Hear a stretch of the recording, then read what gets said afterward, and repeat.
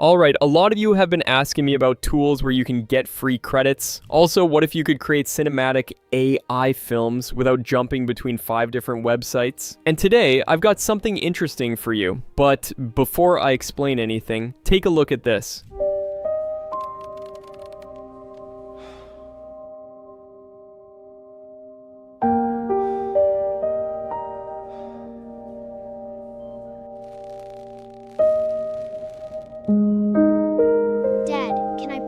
These boxing gloves? No, son. You need to stop this boxing nonsense and focus on your grades, or you will end up like him, stocking shelves.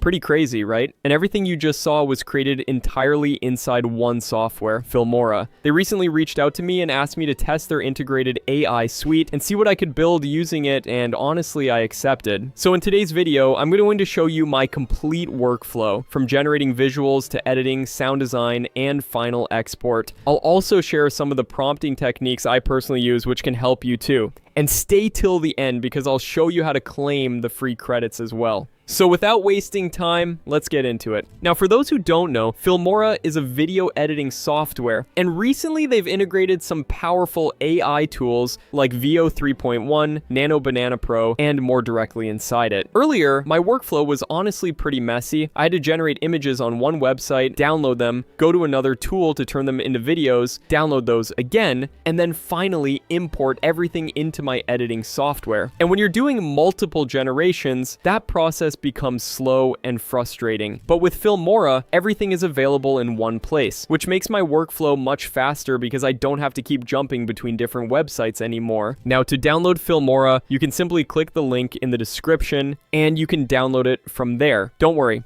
it's completely free. Once it's downloaded and installed, open it up and you'll see this interface. From here, just click on New Project and it will create a fresh project for you. On the right-hand side, you can see the project settings. If you ever want to change them, you can do that by going to File and then Project Settings. For now, I'll just keep everything as it is. As you can see, there are so many options here, and we'll go through them step by step as we move forward with the video. Otherwise, it might get a bit boring. Now, to generate images, you need to go to Stock Media, then AI Media, and then click on AI Image. For the image model, I'm going with Nano Banana Pro because honestly, right now, it gives some of the best results.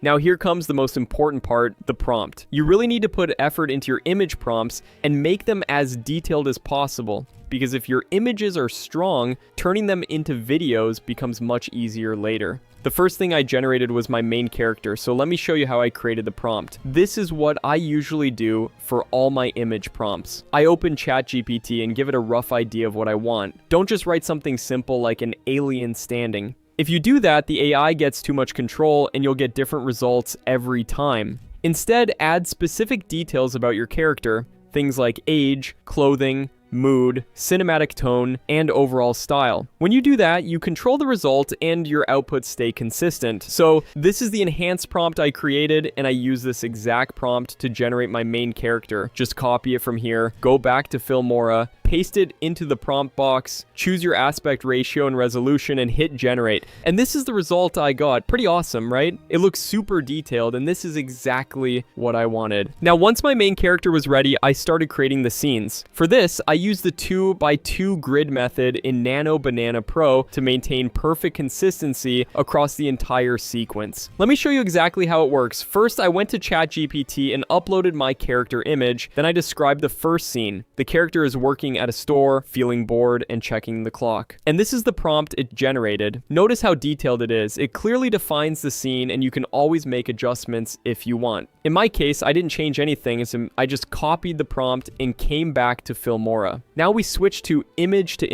generation. I uploaded the character image, pasted the prompt, and hit generate. And here's the result. The composition looks great, and most importantly, the character consistency is perfectly maintained. Let's do one more sequence. Again, I went back to ChatGPT, explained the kind of scene I wanted, copied the prompt, returned to Filmora, uploaded the character image, pasted the prompt, and hit generate. And here's the next sequence. Pretty amazing, right? Now, you don't have to use every scene from the grid. You can simply extract the ones you like. Let me show you how. First, upload the sequence grid image, then use a simple prompt mentioning the row and column number of the scene you want, and hit generate. And just like that, the image gets extracted perfectly without changing anything. Once you're happy with the result, just drag and drop it into the timeline, and your scene is ready. I use this exact same method for all my scenes, and as you can see, everything stays consistent in style and quality. Now, once all my images were ready, I moved on to turning them into videos. So let's switch to image to video and select the VO 3.1 model. Next, I uploaded the first scene image, and for the prompt, I kept things very simple. The reason this part becomes easy is because the heavy work is already done. The images are strong, so now we just need to guide the AI with small movement instructions. After that, choose the resolution and video duration. Since this first scene is short, I went with 4 seconds and hit generate. And here's the output. The motion looks smooth, everything stays consistent, and even the sound effects fit naturally. Now I'll drag it directly into the timeline. You can always adjust the length of the clip like this depending on your story, which makes the workflow super flexible. Now, for clips with voiceovers, this is what I did. Again, I uploaded the image and kept the prompt simple, but this time I added the exact dialogue inside quotation marks. And here's the result. No, son. You need to stop this boxing nonsense and focus on your grades, or you will end up like him, stocking shelves.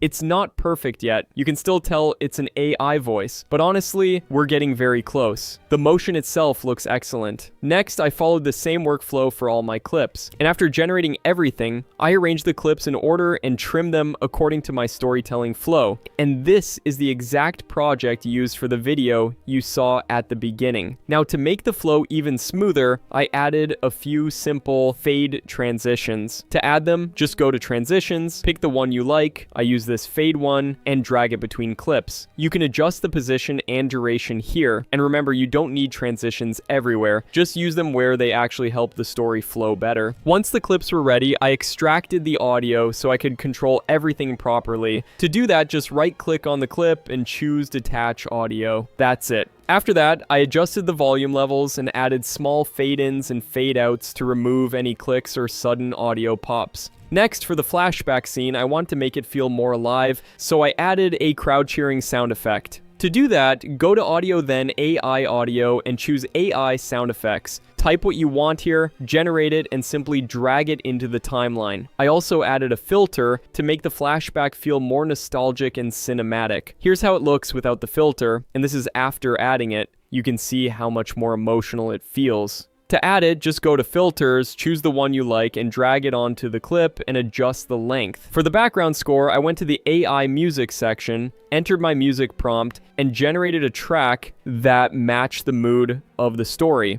Then I dropped it into the timeline and adjusted the length to fit the edit. Finally, for a more cinematic finish, I added one last filter and reduced the opacity slightly to blend everything together. And that was pretty much the final polish. After that, I simply exported the video, and that's how the final film came together. So there you have it. This is exactly how I created the entire video inside Filmora, all within a single workflow. And honestly, having everything in one place makes the process faster, smoother, and way more creative because you're not constantly jumping between different tools. Now, once you install and sign up, you'll get 100 free credits to try out the AI features. And yes, 100 credits won't let you create an entire film, but it's more than enough to explore the workflow, experiment with prompting, and see how powerful the system actually is. So go ahead, try it out for yourself, and let me know in the comments what you think. I'm really curious to hear how you use it. If you found this video useful, make sure to like, share, and subscribe to support the channel. Thank you so much for watching,